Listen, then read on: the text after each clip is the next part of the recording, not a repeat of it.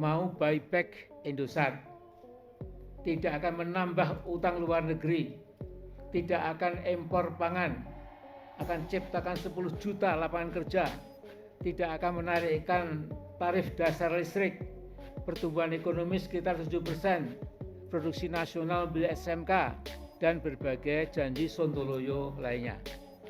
Nah, kita lihat di hari ke depan, bila Jokowi makin ngawur dengan cawe-cawenya yang berbahaya itu, opsi people power menjadi mendesak dan harus disosialisasikan ke seluruh pelosok negeri.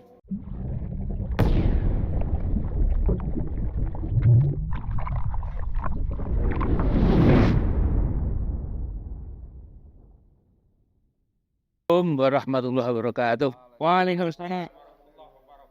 Jadi suara saya tidak sehebat Mas Kozinudin ya, karena lebih muda. Jadi saya agak pelan-pelan begitu.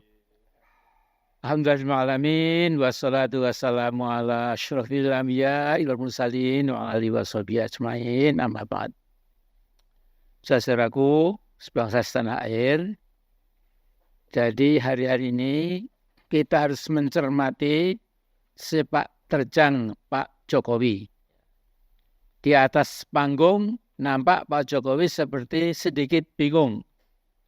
Apakah harus mendukung Ganjar Pranowo yang sudah dipetot oleh Bu Mega dan dijadikan petugas partai seperti Jokowi sekitar 10 tahun silam sebagai petugas partai juga ya, atau mendukung Prabowo yang diyakini dapat melindungi keselamatan Jokowi pasca lengser sebagai Presiden ke-7 nanti. Ya.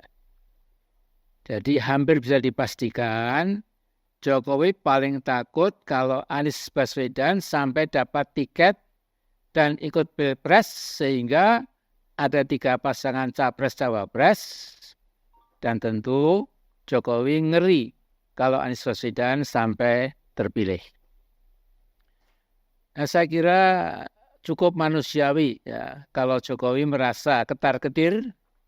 Siapa tahu Presiden Indonesia yang ke-8 lewat Pilpres 2024 tidak bisa menjamin keselamatan diri dan keluarganya dari kejaran proses hukum yang pasti akan memburunya. Majalah Tempo edisi 39 Juli 2023 menurunkan laporan utamanya berjudul Ekspansi Politik Dinasti Jokowi. Nah, isinya itu membongkar korupsi besar-besaran yang dilakukan oleh anak sulungnya Gibran dan menantunya Bob Nasution, dan juga Jokowi mendukung si bungsu Kaisang Pangarep untuk merebut kursi wali kota Depok. Jadi Jokowi yang pekat diselubungi dengan nepotisme ala kerajaan, menggadang-gadang Gibran ikut Pilgub DKI dan Bob Nasution Pilgub Sumatera Utara. Soal praktek aji mumpung Jokowi mungkin agak sulit dicari taranya di Indonesia. Bisa-bisa Pak Harto kalah nekat dan kalah berani. Nah, yang hilang dari kehidupan politik Jokowi saya rasa adalah rasa malu. Seseorang yang sudah kuncatan rasa malu memang jadi aneh. Ketika dia menyalahgunakan kekuasaan, abuse of power, atau wewenangnya, dia berpenampilan kalem sambil tertawa-tawa seolah tidak ada apa-apa yang terjadi. Ya, memang ini saya kira special case ya. Nah, Jokowi dikenal luas sebagai Presiden Indonesia yang puluhan janji kampanyenya ternyata janji kosong. Paling tidak ada jejak digital 66 janji Jokowi yang merupakan janji abal-abal. Misalnya antara lain mau buyback Indosat, tidak akan menambah utang luar negeri, tidak akan impor pangan, akan ciptakan 10 juta lapangan kerja, tidak akan menarikkan tarif dasar listrik, pertumbuhan ekonomi sekitar 7%, produksi nasional milik SMK, dan berbagai janji sontoloyo lainnya. Saudaraku, sesungguhnya demokrasi Indonesia boleh dikatakan tinggal namanya setelah dirusak oleh Jokowi. Jadi ada yang mengatakan di zaman Jokowi di Indonesia telah terjadi democratic backsliding. Jadi meluncur ke bawah. Ya. Democratic murder, membunuh demokrasi. Democratic decline, ya, kemerosotan. Democratic regression, democratic stagnation, democratic collapse, democratic erosion, democratic failure, dan lain sebagainya. Pokoknya zaman Jokowi, demokrasi tinggal kata-kata, sudah tidak ada lagi wujudnya, tidak ada lagi esensinya, semua sekarang sudah hilang demokrasi di negara kita ini. Sementara itu, politik luar negeri Jokowi tidak lagi politik yang bebas dan aktif. Yang dilancarkan Jokowi adalah politik menjual negara. Istilah Pak Said Didu, program jual negara hampir tuntas. Sementara itu, Pak Kwek Kian Gi menulis beberapa buku tentang ekonomi Indonesia dari masa ke masa. Jadi, saudaraku, saya dikirimi Pak Kwek, ya. Ini Kwek Kian Gi, nasib rakyat Indonesia dalam era kemerdekaan. Jadi Pak Kwek itu sangat tajam menilai bahwa pada dasarnya peningkatan sedikit kemakmuran rakyat dewasa ini karena gara-gara utang luar negeri yang terus bertambah. Dan kenyataan kemiskinan pun juga terus semakin meluas. Jadi saya quote kata Pak Kwek, alangkah dosanya dan tidak bertanggung jawabnya kita terhadap arwah para pahlawan kita dan terhadap generasi mendatang.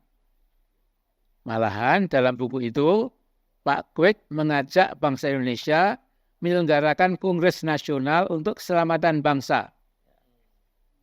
Tokoh-tokoh yang masih punya kontak erat dengan rakyat agar melakukan gerakan baru untuk melindungi kepentingan rakyat.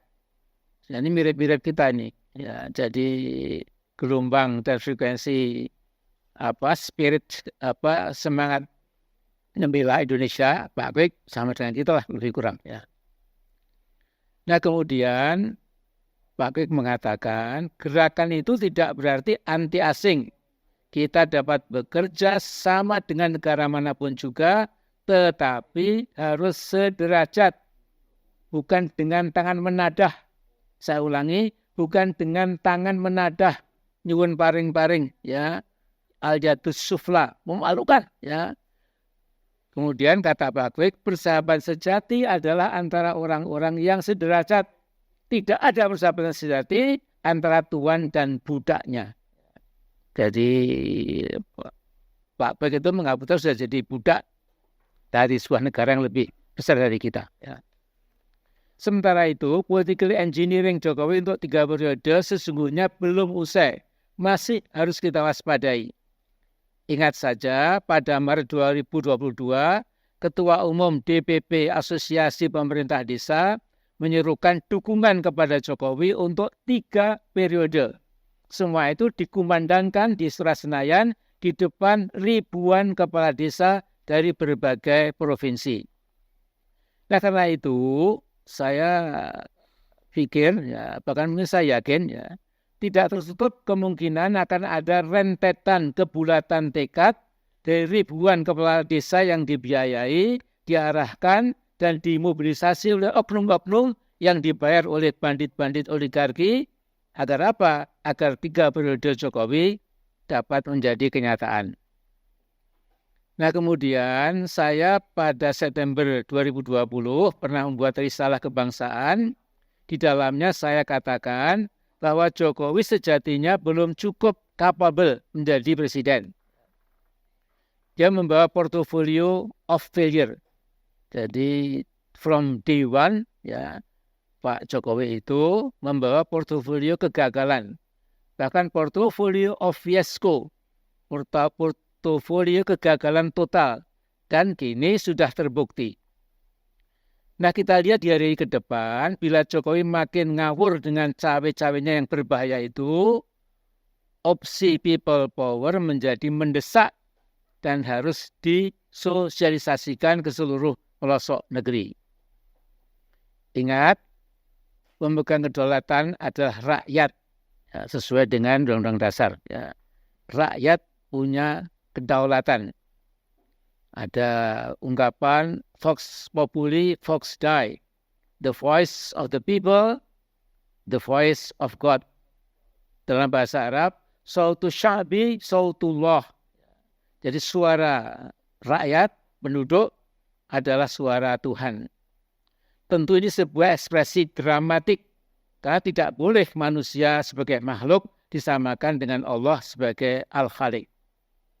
Nah, ada baiknya kita ingatkan pada Mr. Jokowi bahwa membohongi rakyat itu tidak bisa selamanya. Ada ungkapan bahasa asing yang mengatakan, you can fool some people for some time, but you cannot fool all the people all the time. Jadi Mr. Jokowi, Anda bisa mengelabui, bisa membohongi sebagian orang untuk sementara waktu, tetapi Anda tidak pernah akan bisa membohongi semua orang untuk selama-lamanya. Jadi bohong itu pun ada waktunya ya, Mas Jokowi. Sooner or later pasti terungkap, insya Allah. Assalamualaikum warahmatullahi wabarakatuh.